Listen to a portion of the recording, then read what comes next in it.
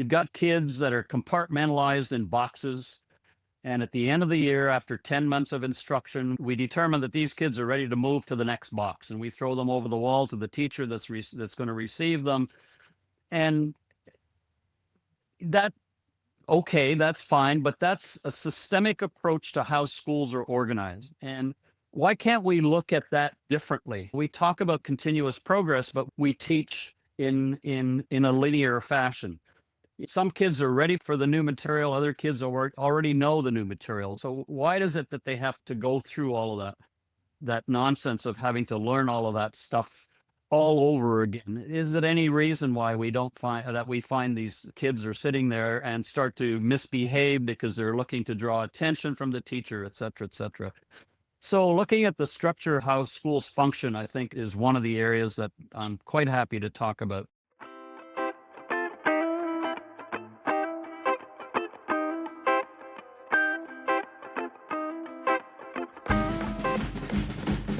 I'm currently reading a book right now called From Strength to Strength by Arthur Brooks, and it talks about people of my age in their sort of second half of their career, if you will, or phase, however, retirement, whatever framing you want, have to figure out new strengths that they inherently have. You have certain strengths when you're younger and think differently and so forth, and you gain new strengths. And how do you tap into those?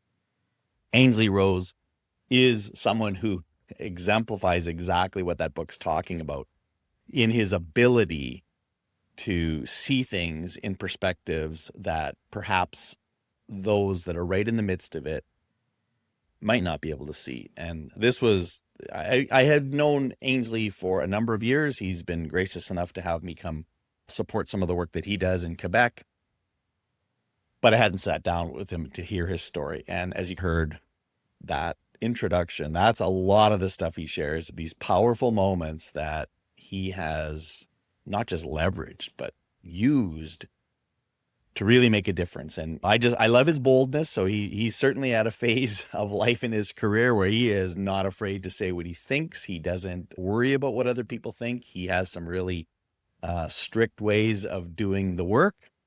And he's very comfortable in his own skin, whether you like his ideas or not. He's very clear on what he knows and believes and can point to evidence of success. So this was a great conversation about leadership, about professional learning.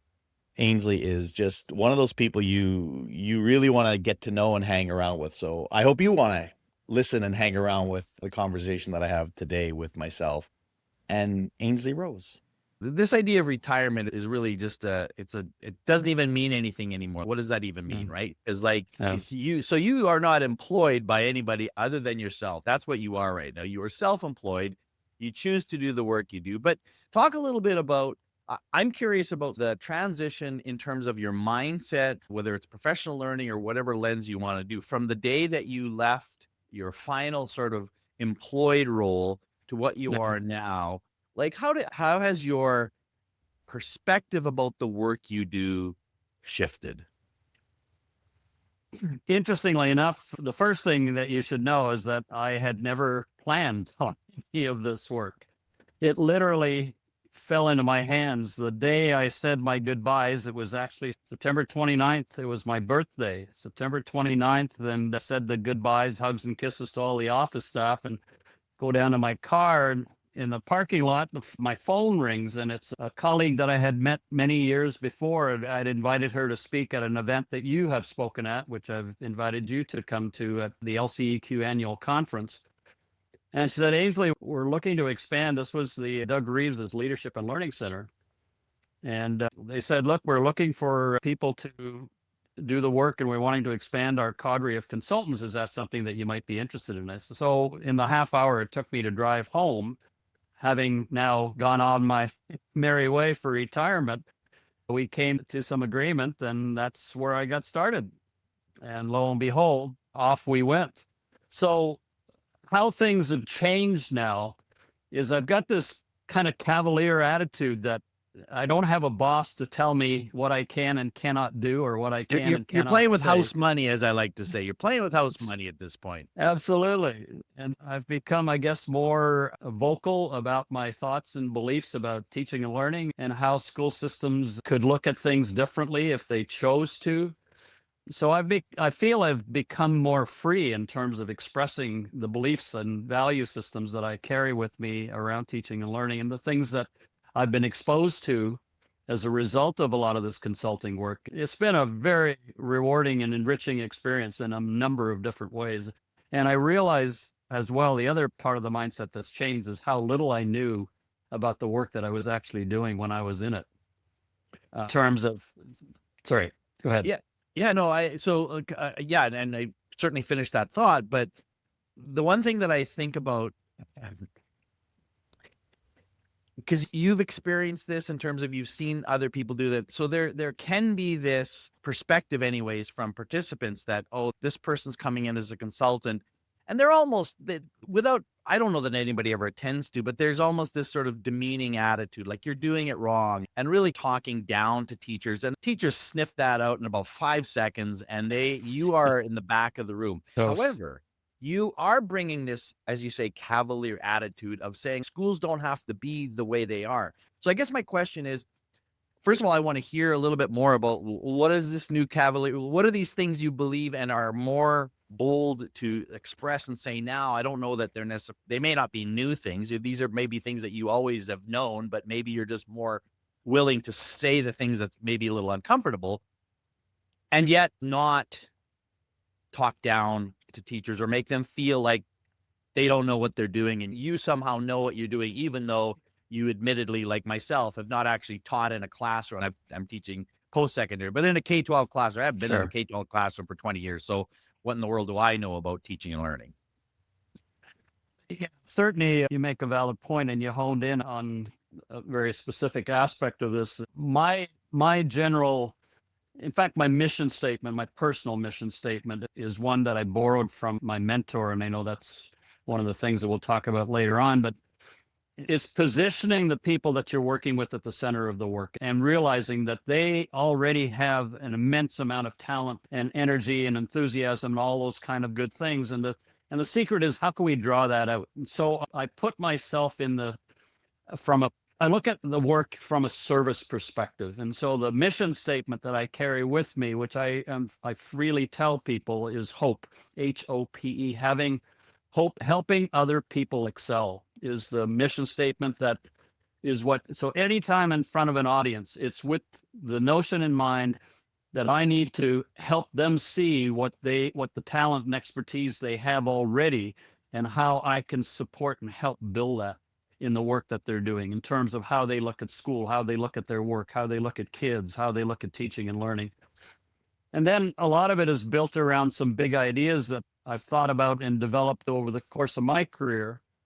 For example, one simple statement that I like to make is that I think we spend far too much time trying to develop professional learning around what it is that we want kids to teach and how we want teachers to function. And I think we need to turn that upside down. I think we need to look at teaching and learning from the lens of teaching kids how to learn, as opposed to what it is they have to learn. They come in with, as you well know, playing in the technology field, they come in with such an immense amount of information and knowledge already. And yet we go back to the basics because we've got to, quote, cover the curriculum, as opposed to leveraging the knowledge that they already have. So it's trying to take those same principles and apply it to the professional learning work that you do with the adults in the system. They have a bunch of stuff there that they have sometimes simply forgotten about, because they have to march to the drum of the curriculum, and they have to have reports and marks on report cards that may or may not reflect what kids actually know and do. And so it's trying to get them to see things in a different way. And I would say, yeah, and I think there's two things that you can build upon there, obviously. Is number one, I think many of us who do this work want to begin with this idea of appreciative inquiry, right? Like, you actually have capacity. That is not the challenge. And I think I'm of the belief, when you talk about the idea of hope too, is that we actually have really good people in place for the most part. That doesn't mean there aren't a for few sure. people but generally speaking, we're very biased to the fact I think our educators are pretty awesome. And the reason that they're not excelling the way that they ought to is, I would say, two big things. Number one, you've referenced it. It's a system that isn't great. Like, the system is clunky. Yep. And so to what degree can we empower our educators to maybe fight it sometimes, but more hack it a bit, right? Like, you can make this work. And then secondly, there is a little bit of opening their eyes to the reason why they did it, because they forget. You forget. You just get locked in. All of a sudden, you've been in this role for 5 or 7 or 10 years, and you're like, but I got into it because I really, again, shifting these sort of, you can love your content. That's great. If you're a math teacher and you love teaching math, that's awesome. I don't want to take away that spark, but in the end, you don't teach math, teach kids. And just getting that, helping people, and it's not a binary thing. Either you like kids or you don't like kids. That's not what this is, right? It's like, how do you get you more to shift a little bit away from that? And what are the ways that we can help people think differently? So I think that's part of the joy of the work, is that you aren't coming in by saying, okay, you're a bunch of dummies, you don't know anything, and we're going to help you get there. No, you have lots of capacity, but there's some things in your way. And I think that's what I always think about. If I can give you one gift, is that I don't work in your school division, so I don't have to be beholden. And to your point, so I'd like to get a little bit more into, there's a couple of things that I know of your work that I want to get. I want you to maybe share a little bit more about the things the bold, or the things you're more cavalier about in terms of what you share and kind of what drives your work. And then the second part is some of the structures that you have been non-negotiable about how you are going to do the work. So some of those things that you've just said, like, these are the non-negotiables. So maybe two parts to that question. What are the big ideas that you state to people that you maybe didn't say back in your sort of employer days, but you say them now?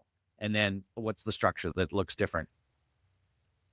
So one of them, I guess, is if you take a look at how schools are organized and structured, it has not changed in terms of the number of years or decades or centuries, for that matter, that we've been doing school. You've got kids that are compartmentalized in boxes.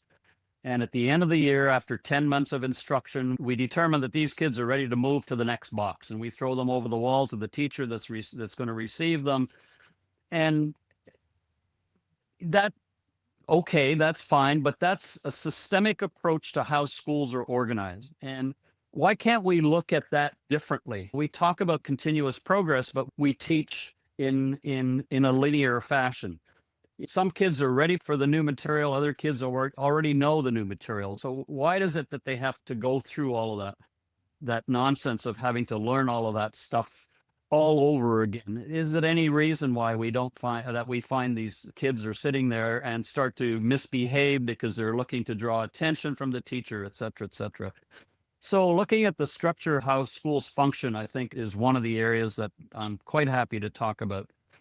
The assessment piece, no one has, I don't think, with all due respect to the Ken O'Connors of the world and the Tom Guskies of the world, I still don't think that we've figured out what the best way is to be able to justify or prove the kids have acquired understanding about the subject matter that they have, and use that in a way that makes sense to communicate to parents that their kids are performing and they're at level and so forth. The assessment piece has to be rethought, in my humble opinion, and I don't know that anybody has found the perfect way to do that, but there are lots of examples of how you can do it differently than what is currently happening.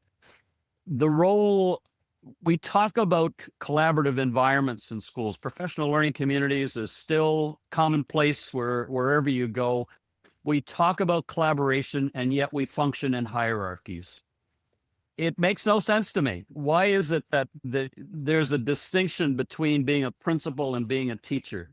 Why aren't all people seen as leaders in their field, whatever it happens to be? I know somebody has to be in charge and they have to make decisions and so on, and they have to balance budgets and make timetables and so forth. But those are all things that can be done in a collaborative way to enhance the expectation. There's plenty of research out there that says that kids don't feel as though they have a voice in schools. Interesting enough, there's also a whole bunch of information out there that says that teachers don't feel that they have a voice in school.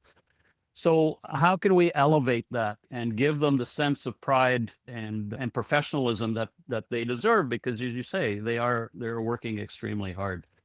Gosh, I could talk about this stuff for hours, but that's some of the directions that I talk about. I do a lot of work in leadership in particular.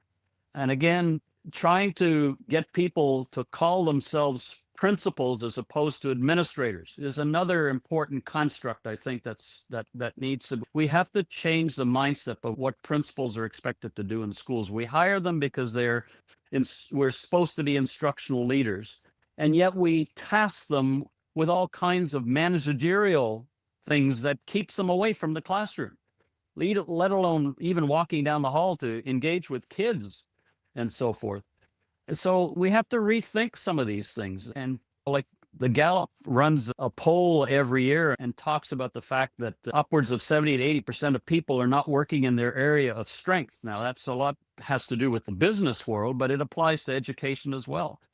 People have the contractual obligations that teachers' unions put in front of the managers of the system.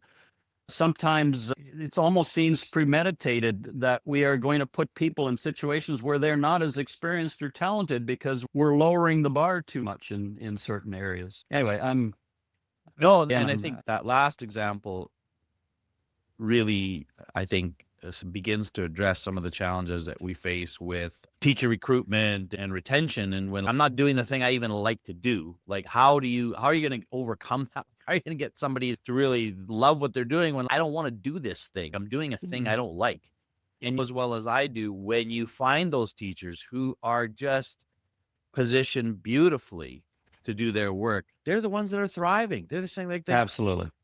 Teaching is amazing. And so why are we having this wildly within sometimes the same, not only the same district, but maybe even the same building, you have these contrasting experiences. And sure, it's dispositions and things. Yeah, that's part of it. But I think that last part you talked about is that strength is, I think that's something, those are things that we actually can address. There's lots of things that maybe they're systemic and I can't fix this problem, whatever it is, maybe, but those are things like, why can't we fix that?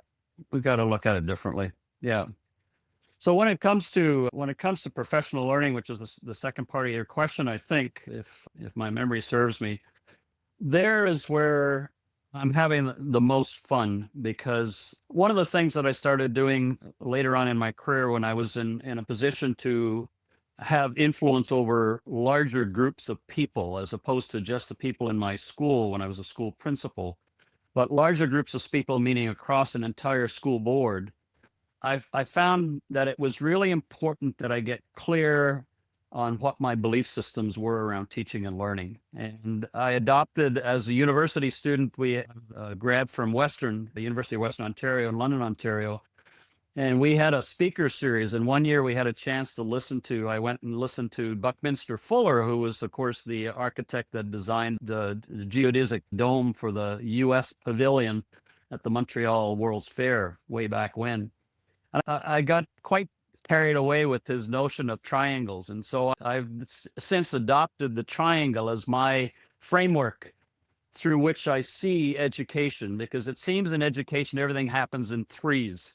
And so the triangle, of course, three points of intersection. And if you lose one piece of that, it falls apart. So when I apply that to professional learning and the kind of work that I like to do now, we talk about having no more than three major areas of focus in your school district. Because if you have more than that, then you're not doing anything. Doug Reeves talks about initiative fatigue. We just keep adding things on. We don't ever take things away.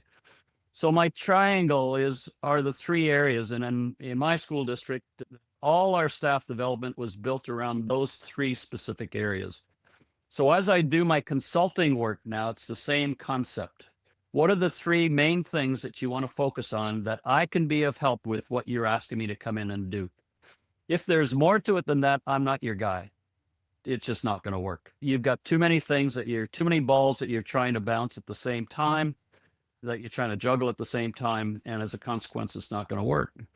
The other thing is that when I was working with my school principals and they wanted to go off to staff development, I said, that's great, but you're not going by yourself. You can't go by yourself. You have to take at least 2 teachers with you, not 2 other principals, but 2 teachers.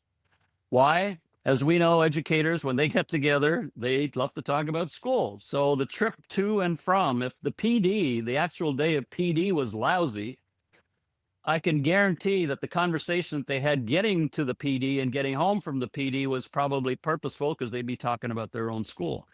So that was a principle. That was one of the principles that they had. If they wanted me to pay for it, they had to find 2 other teachers that they were going to use. And that, interestingly enough, still continues in the school district that I used to work at to this day. So our staff development was always built around these 3 prime principles. So in my case, it was instruction, design, and assessment. Those were the 3 pieces that I wanted all our teachers in our school district, in our school board, to be highly proficient in. And so we built all of our staff development around just those 3 things. If it didn't fit, we didn't do it. Plain and simple. So I carry that now into the consulting work, and it seems to resonate for people. They breathe a sigh of relief, number one. Oh, good. And then, of course, the key is that this is not one more thing, but this is how can we tie it into the work that you're already doing so that people don't see that it's one more thing that you have to add onto your plate. Your area of expertise, of course, is in technology. Now with AI, is that one more thing? I don't know. It would be interesting to see. No, it's how can you enhance work that you are currently doing using AI to help you to do that? Design your lessons, work on your assessment, and look at instructional practice. One of the things I think that's always difficult, and you addressed this earlier, and I'm glad you did. You talked about assessment is just, it's a complex thing. It's not like as much as we want to feel like, and I struggle with it as an instructor.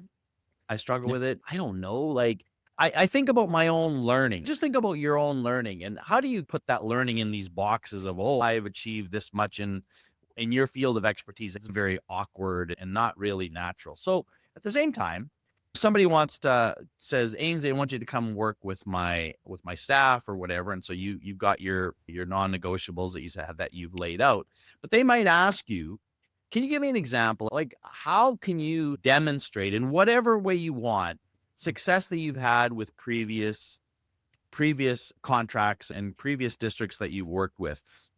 I think that's a hard question to answer. But I don't know. How do you respond to that? Saying you've done this work for a lot of years now.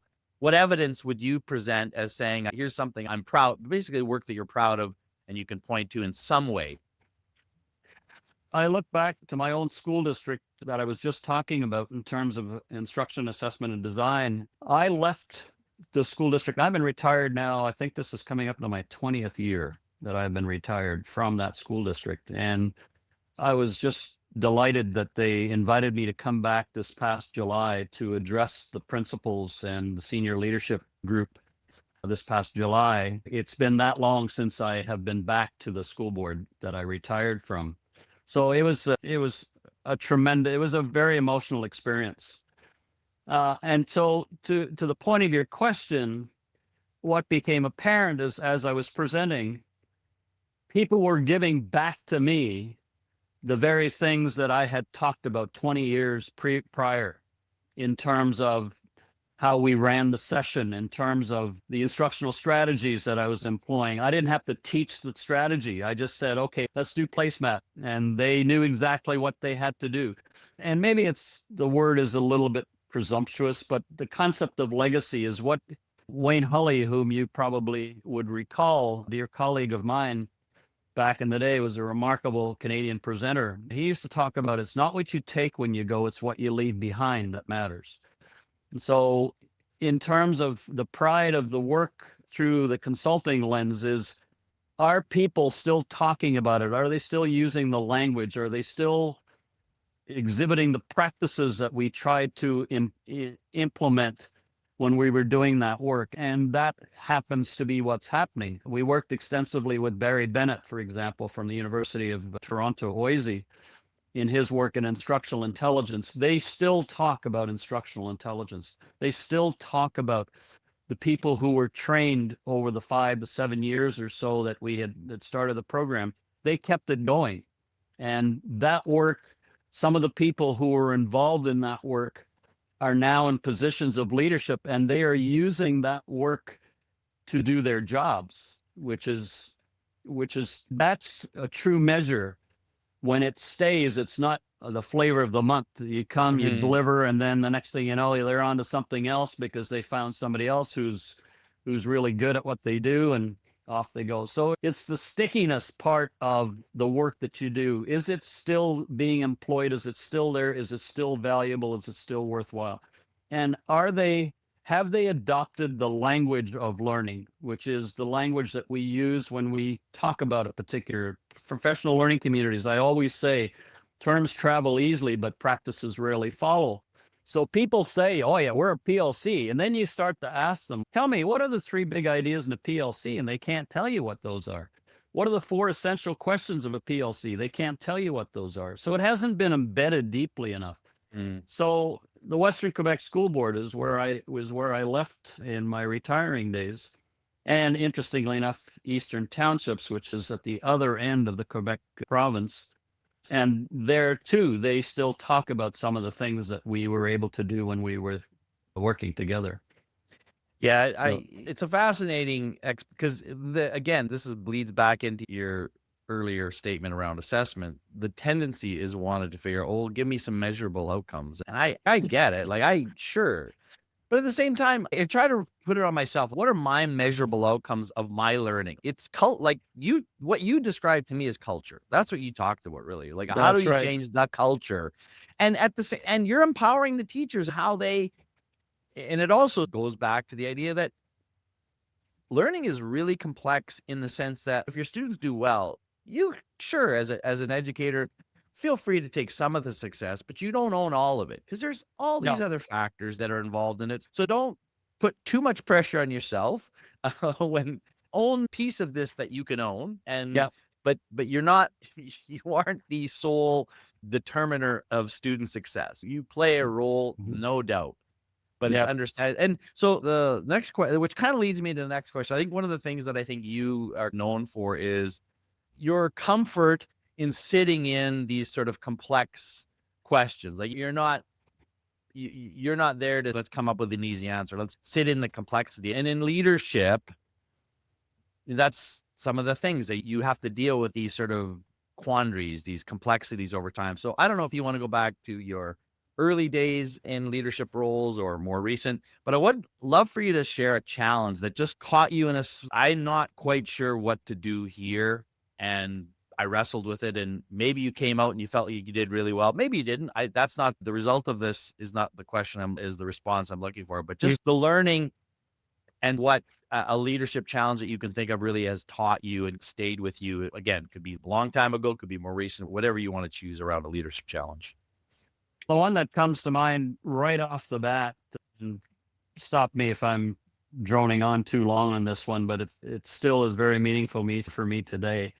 And actually, I think it's shaped where I go with the leadership work that I continue to do in the province of Quebec. It had to do with the fact that I had been my first job. I was hired sight unseen in a high school to teach physical education. And that was great. That was my first job, and it seemed to work out anyway. To make a longer story much shorter, I eventually ended up being appointed to be the principal of that same school that I began my teaching career in. It was the only high school in the district. It was a large, massive, big regional high school. It was a combination of English and French. When I first came to the province of Quebec, I did not speak French, so that was a challenge to begin with. But now I'm in a leadership role, and I'm having to work with the French side of the school, who had its own administration, its own teaching staff, and so on, in this massive, big operation, around 5,000 kids, half English, half French. So it was challenging. And so the principal, who became a very close friend of mine, my principal, had tapped me on the shoulder and said, look, I'd like you to consider becoming principal of the school when I leave here, when I retire. And I said, come on, Bob, you got to be kidding. I don't have the skill set to be able to do this. Oh, I think you do, et cetera, et cetera. Anyway, about 3 years into the job, after I was assigned to that post, because I was an elementary principal at the time, the chairman of the board says, no, you're going to the high school and you're going to become the principal of the high school, the only high school in the district. So 3 years into the job, I'm thinking, what have I gotten myself into? Number one, I didn't have a choice. So I was put in the chair and now go forth and multiply kind of thing. And I honestly became very disheartened, very discouraged. I lost confidence in immense amounts and was losing sleep, was really almost getting depressed that I felt I wasn't making a difference and that I wasn't moving the school. The culture of the school was very powerful. It was certain groups of people that kind of ran the school. And here I was coming in to try and change that and so forth. And then one sleepless night, I got up in the middle of the night. It was about 2 o'clock in the morning. And I realized I had an aha moment. I realized that maybe there was an element that was missing that these people didn't understand. They didn't know who I was. They just saw me as a former phys ed teacher. And at the time, the culture of the school was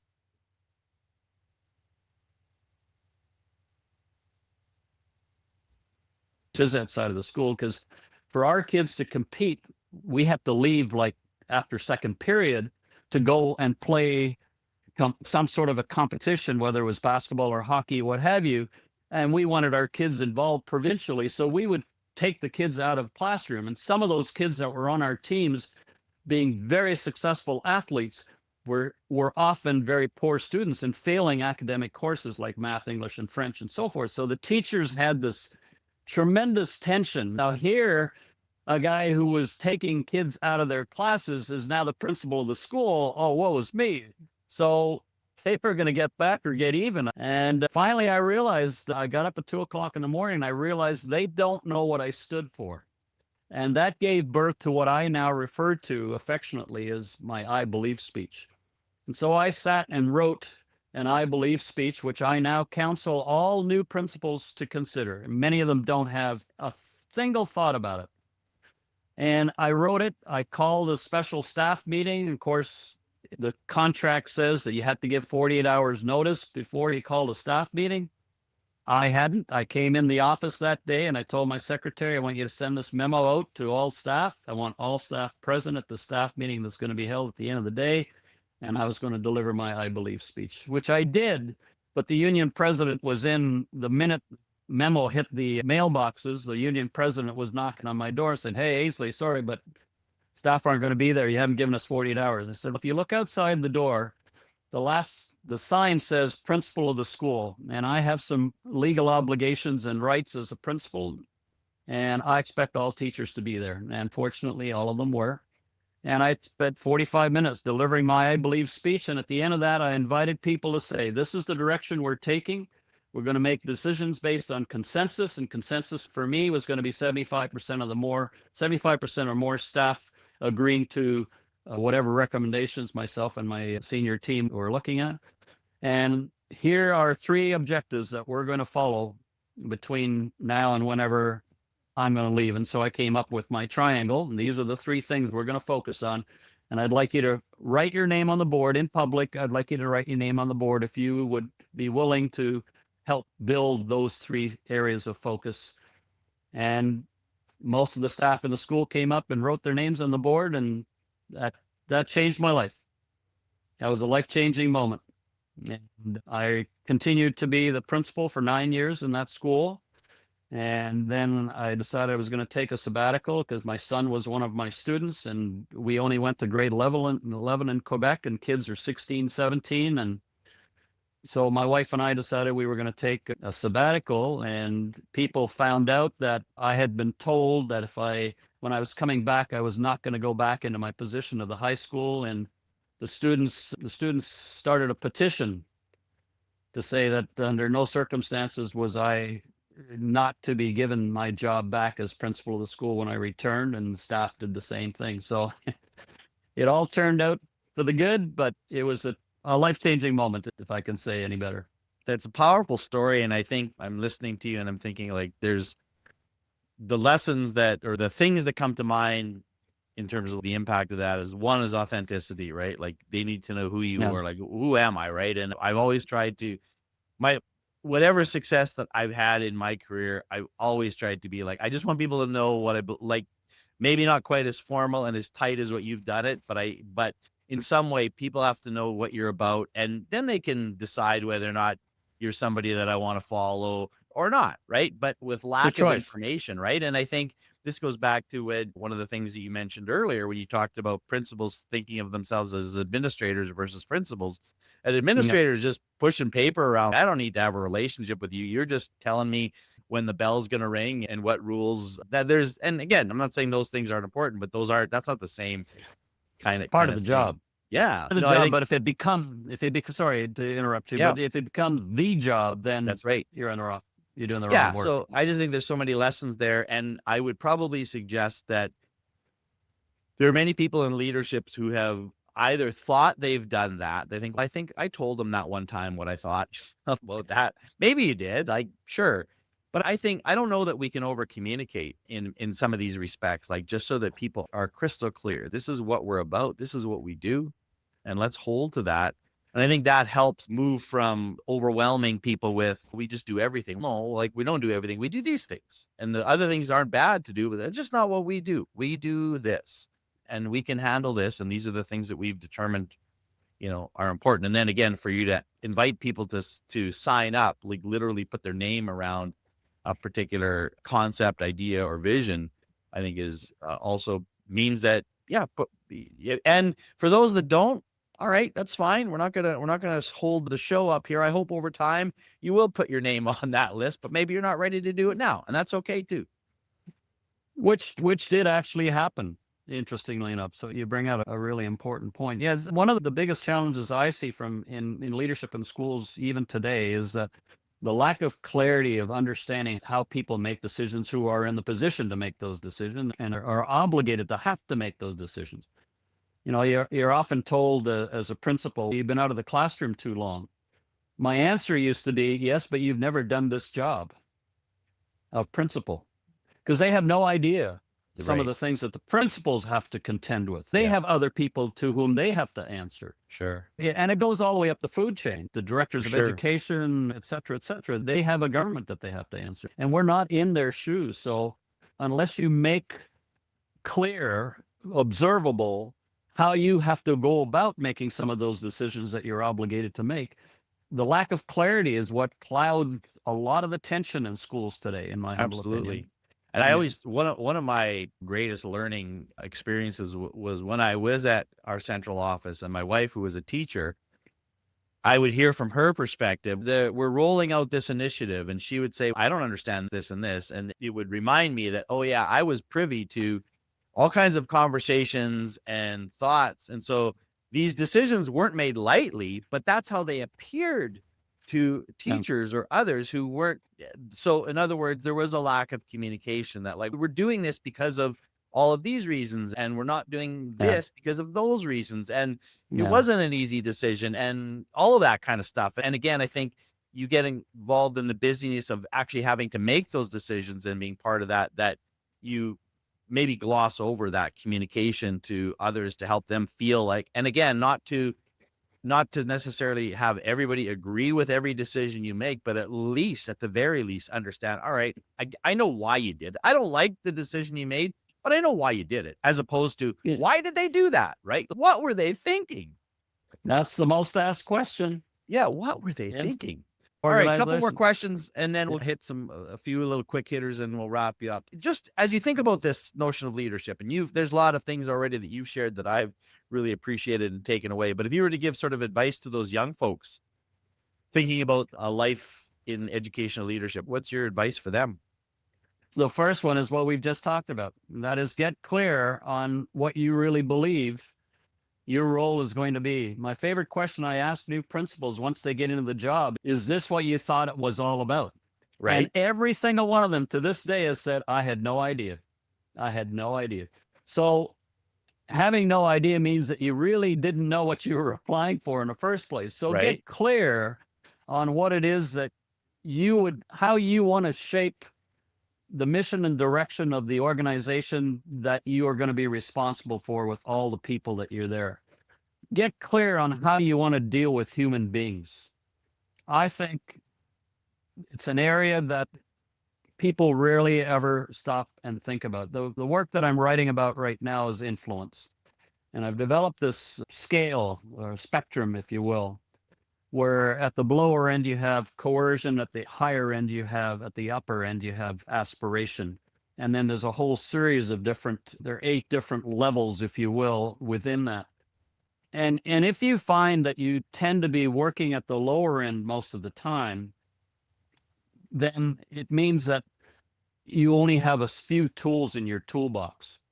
So looking and studying human behavior, I think, becomes really important. Now, that sounds really ethereal and theoretical and so forth, but understanding how you interact with people becomes really important because it's a human enterprise. And so number one, getting clear about your value system and what you would want your school to look like, feel, and sound like in terms of how you deal with the adults and how you expect your adults to deal with kids and what you're prepared to do in the event that people don't go in that particular direction.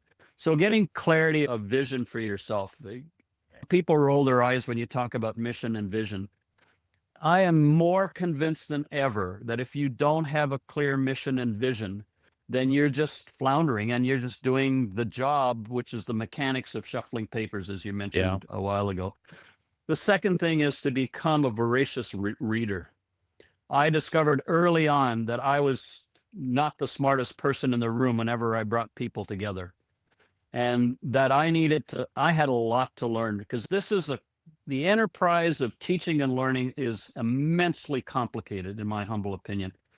And there are not that many people who understand it at the level that we should. And so you have to learn from other people who've either lived it or have thought about it or have researched about it and become a voracious reader. I know one of your favorite questions is, what are you reading right now? And we'll get to that at some point. But I have learned that's the only way that I can get better is to be able to take the different ideas and then connect them with my belief system. Does this work and does it fit within my belief system? And how is somebody else looking at it? What are they saying about that? What does influence really mean in terms of the role as a leader? And so you have to become a reader. I often say that you should be reading a book a month. So over the course of a year, you'll cover 12 books in some depth and then make connections between those things. Really work at developing your listening skills. Simon Sinek says that he wrote a book called Leaders Eat Last, and the concept being that when you bring a group of people together, you should be the last person to speak once you make the point of this is what the agenda looks like, so that everybody else feels that they've been heard. And then you're in a better position because you might get a whole bunch of really good ideas you hadn't thought about by listening to the people who are actually working there, kind of like the Japanese car manufacturing company, where they can stop the production line if they come up with a better idea and they can fix it right then and there. So those are 3 things that I'd say, again, working with my triangle, those are 3 things that I'd say: get a clear sense of vision and purpose in your own belief system, read voraciously, and learn to listen to other people who are brighter than you are. Fantastic. Those are great. All right. Last question before my quick hitters here. You referenced it earlier a little bit, but who's somebody you want to give a bit of a shout out to? Somebody you're just grateful for in your journey? I listen to your podcast regularly, and I know everybody starts the answer to this question in the same way. There's so many people I want to name, but I know you're looking for one name. And so for me, the one name that I would put at the top of the list would be a gentleman by the name of Gordon Elhard. Gordon Elhard is now I think he's 95. I haven't spoken to him recently, but he's 95 years old, and he was the area superintendent in Calgary School Division for a long time. And he came into my life just before I became the high school principal that I talked about earlier, and has become a dear friend and a very trusted colleague ever since, because he helped me. He's a very moral person. He's a very spiritual person. And he helped me understand the importance of getting clarity of your own belief system and where you should go in terms of leading other people and how to draw the talent out of other people.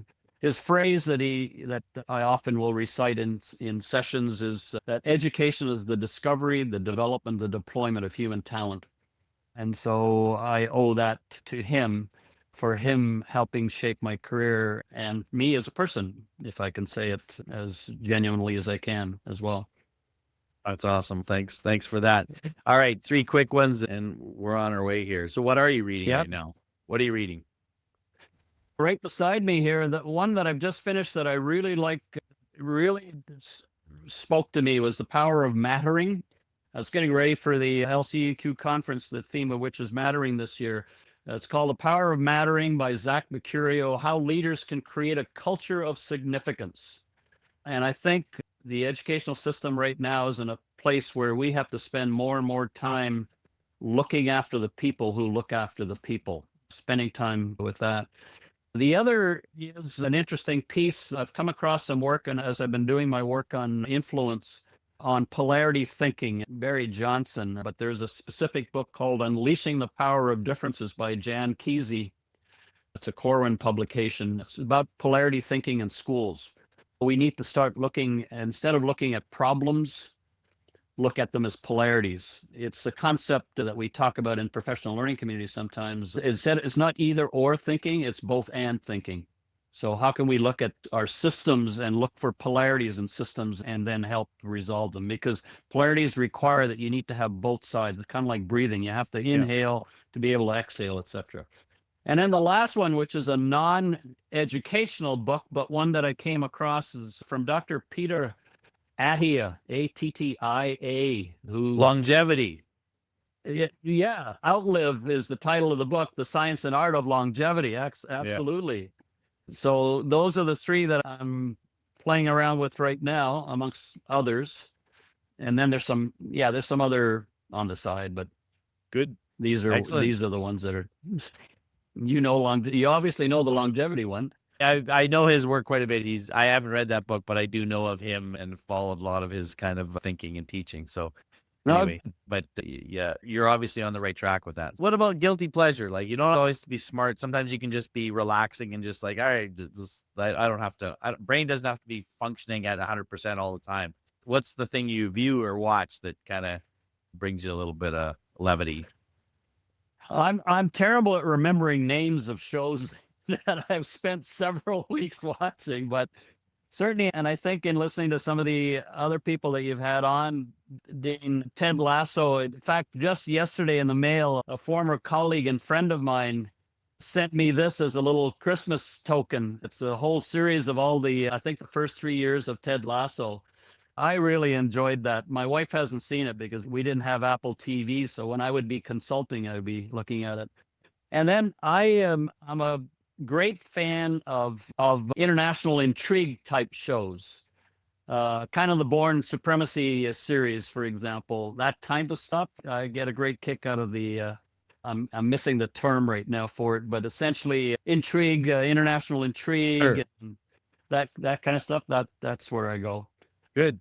All right, and last question: West Kelowna or any area. Yeah, I'm looking for a hidden gem, something that locals know about, but the rest of us that drive through aren't necessarily picking up on right away. So what's a restaurant, park, whatever?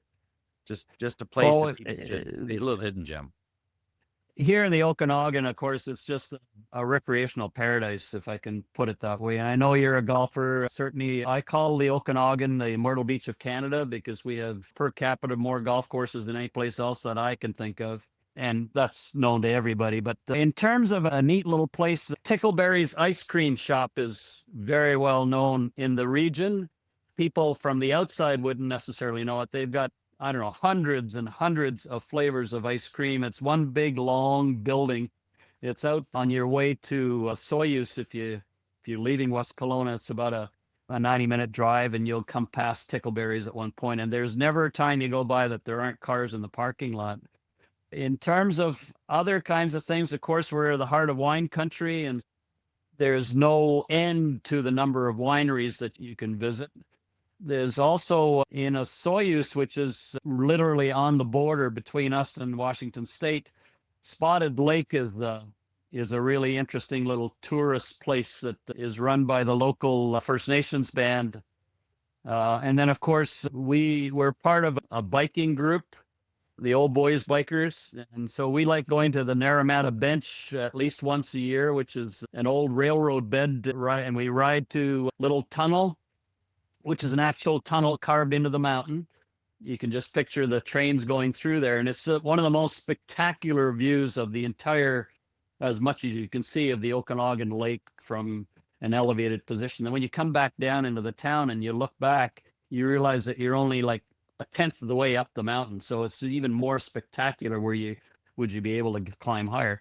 And of course, a lot of people know about Myra Canyon, which is the famous 18 trestles. We had a fire there a few years back, but they rebuilt 3 of the trestles that literally burned to the ground, unfortunately. So the Myra Canyon is another really interesting place. People walk, hike, bike, and so forth. And you can get on that trail and you can actually ride all the way to Vancouver from here if you wanted to, taking the trail. So those are some of them that are available. And then the Science Center in Vernon, which is north of us, great place to take kids. Anyway, I could go on. There's so many. Yeah, no, again, you got another career as a tourism Okanagan, I guess, if you want. Listen, Ainsley, this was fantastic to hear from you. Again, I've appreciated your leadership over the years, and you've been gracious enough to include me on a few things, which is fantastic. But just congratulations on all the work you've done. I think the legacy that you've created, it continues to grow, and it's fostering more opportunities. And I'm excited to see how you continue this journey. So thanks so much for your time today. It's been my pleasure. And if I may, just in return, your podcast is one that I find the most interesting of many of the ones that I listen to. Why? Because you're a great interviewer. You actually allow your guests to speak, unlike what on television these days. I think I've told you this. And the other thing is it's all Canadian content. So you've done a great service to Canadian education as well. So I appreciate the opportunity to be able to chat with you. Thanks a lot. Thank you.